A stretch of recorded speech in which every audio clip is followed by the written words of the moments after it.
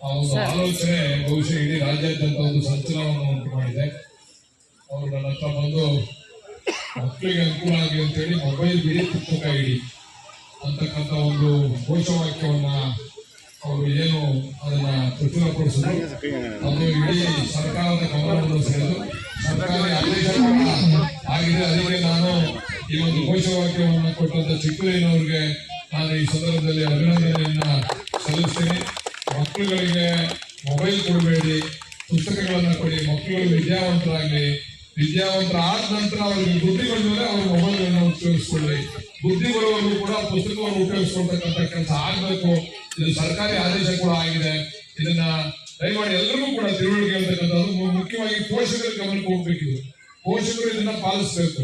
Mobile ಅನ್ನ ಮಕ್ಕಳಿಗೆ ಕೊಡಿಸ್ತಕ್ಕಂಥ ಕೆಲಸವನ್ನು ಪೋಷಕರು ಬಿಡಬೇಕು.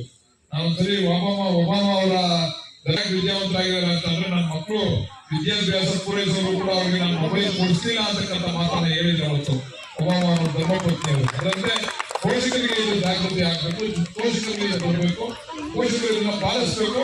ನೀವು ಮಕ್ಕಳನ್ನ ಚಿಕ್ಕ ವಯಸ್ಸಿನಲ್ಲಿ ನೀವು ಅದನ್ನ ತರಬೇತಿಯನ್ನು ಕೊಟ್ಟರೆ, ಆ ಒಂದು ಪರಿಪಾಲನೆಯನ್ನ ಮಾಡಿದ್ರೆ ಬಹುಶಃ ಮಕ್ಕಳುಗಳು ಕೂಡ ಆ ಮೊಬೈಲ್ ಅನ್ನ ಕೇಳೋದನ್ನ ಬಿಡ್ತಾರೆ.